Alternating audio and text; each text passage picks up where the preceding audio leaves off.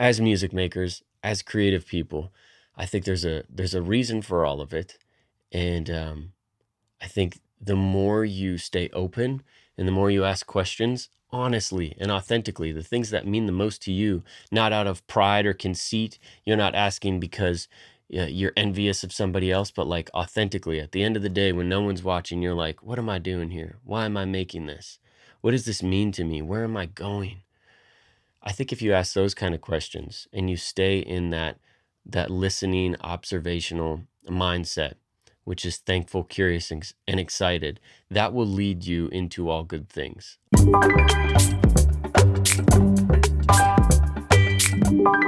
Greetings to you, my friend. Hello, and welcome back to another episode of Tangible Vibrations. A day late, but right on time. I hope you are doing well. And there's a lot happening in my life. I've kind of alluded to it. And we're just going to jump into something that I can at least fix my mind onto, or at least lend my ear, because it's about listening.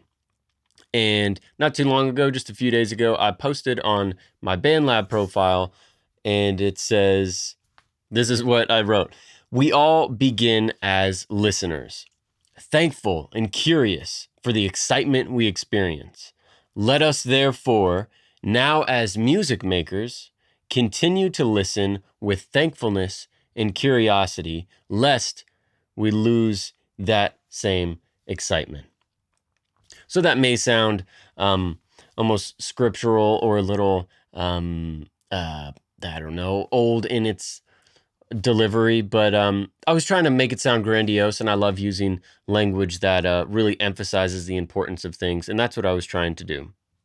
So the first thing we have is a call to the beginning. When we started, we all start as listeners, not just as babies. You know, we're observing the world. We're using all of our five senses to just ingest all of this that's happening. And so that's a big part of our experience, of our early on experience. We start as just absorbing this whole world, and we're constantly trying to make connections and figure things out. Very observational in that. But more specifically, what I'm talking about for the audience that I assume watches or listens to this podcast, they're creative people. They're using music as a means to express themselves, which is something that I have fun doing, and I'm pursuing that too. But there's something bigger than that, so that's what I want to unpack later on. But as music makers, there's a song that you can recall that sparked off everything for you. Maybe there's an artist or a certain sound. It was just it got to you, and as a listener, you experienced thankfulness. You were like, "This is so awesome! I can't believe I get to go see them live at a concert," or "I can't wait for the CD to come out." You were thankful and curious. You listened to the music and you asked questions. How do they lay down the drum kick like that? What's going on with the distortion on that guitar? God, I wonder what kind of pedal they're using. Or how did they get their vocals sounding like that? What's going on in the harmonies? What chord progression is that? You're curious. You want to know not just about the composition and the production of the music, but you also want to know about the people behind it. You're watching documentaries, you're following them on Instagram, you're looking up all that you can, and you're curious about what's going on. And then the other thing that, of course, which I want to get into, is you're curious about how it relates to you. You're listening to the lyrics and you're wondering, how does this serve me? What does this do for me? What is this music doing to me? Oh my goodness, how is this all happening? Music has such a powerful pull to it, and it becomes transcendent in nature. It becomes thought-provoking, and it moves you in such a way. I can think about when, for me personally, when I heard "Worst Comes to Worst" by Dilated Peoples. I saw a music video and DJ Babu was scratching. I've talked about it before, but up to that point, I was listening to radio rap, much more flaunting of money and status and achievement. And it was just also disconnected with who I was. But when I heard more underground hip hop, it was more concerned about the world. It was more close to who I was, and I started asking all these questions. How is he scratching like that? What is that? What kind of hip hop is this? They're talking about family and important things that I could connect with. And it started to make me want to get involved. And that's what happens. And moving into this next statement here. I also forgot we're thankful and curious for the excitement we experience. So there's thankfulness, curiosity, and excitement. When you're a listener, there's these things coming together with this new thing that you're experiencing, and you're thankful, curious, and excited. You're excited about what's next, and what that then turns into is it becomes participatory. Is that the word I'm looking for? Or is that even a word? But it compels you to action. So you're no longer just sitting in the crowd or standing in the crowd. You begin to step on to the stage. You want to grab the mic. You want to take the auxiliary cord and show what beats you're making. You begin to participate in that experience. So you move from listener to creator or maker or artist. What you've listened to and what you've experienced compels you to do something about it. And you're like, yo, I want to join in on this. It moves you. It pushes you. All the things that you experience while listening, while observing, while absorbing all that's going on around you, it compels you to action and you find your way. You found that there are people out there expressing themselves in ways that resonate with me. And in so doing, I want to do the same. I also want to express myself. I also want to take this thing called music, whatever genre, whatever style, whatever flavor, and I want to use it as well. So now that you're walking into that, you're stepping out of the crowd and walking up to the stage, you begin to be a music maker, an artist, a creator yourself. And sometimes I've experienced it myself. That's why I mentioned it. I'm not just guessing that this may happen as a word of caution, wanting to talk about it. But in my pursuit of creativity, in my pursuit of making music, there's been times when I've just totally forgotten where it all came from, where it all started, with curiosity, joy, thankfulness, and excitement. And in our quest to create, in our quest to say something back, we forget to use our ears and in our eyes more rather. When I say listen, I don't just mean our ears. Of course, music is heard, but it's also felt and understood and communed with other people. There's some type of gathering that takes place. So that's the word of caution that I'm talking about.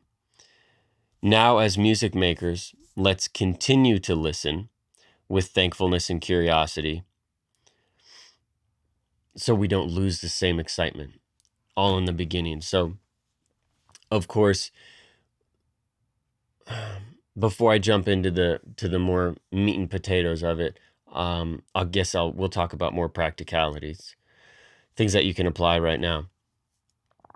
So, of course, that involves it just as a music maker, as an artist, listening to other music, discovering new artists, keeping somewhat of an open mind. Of course, there's something to be said about nostalgia, always remembering that music that you fell in love with at an earlier point in time.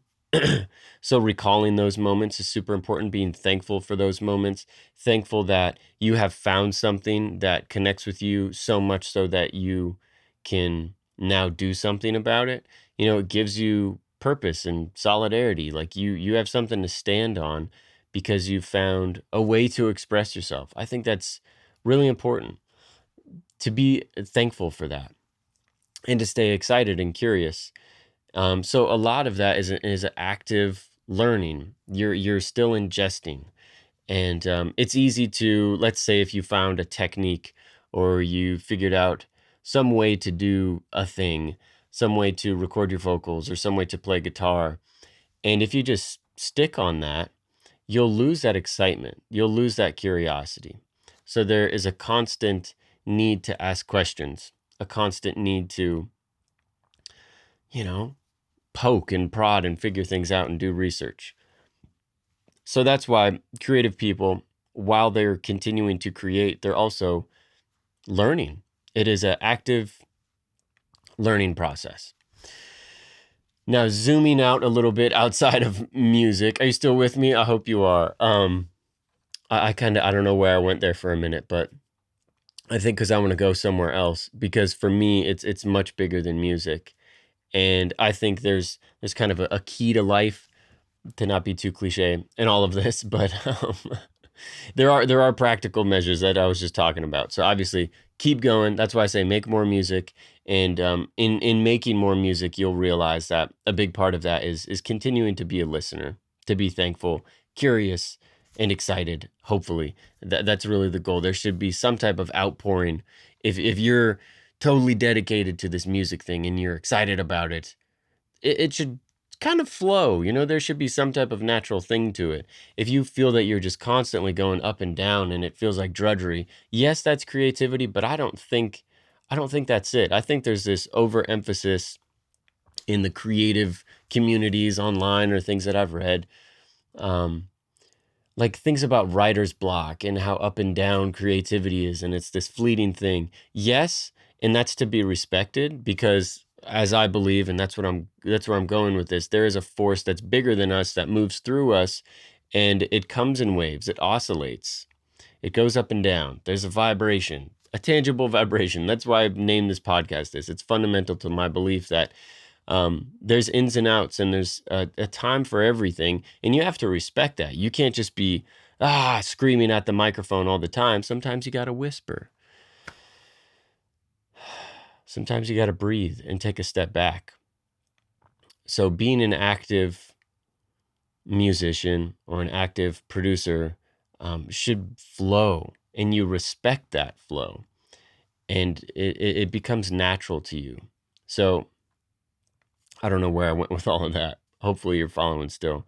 But now let's get to what I was talking about, is that there is a source for all things. And I think when we're in a listening mode, you're open. You're looking up. You're asking questions. You're thankful. You're not trying to divide everything and compartmentalize everything and nitpick everything.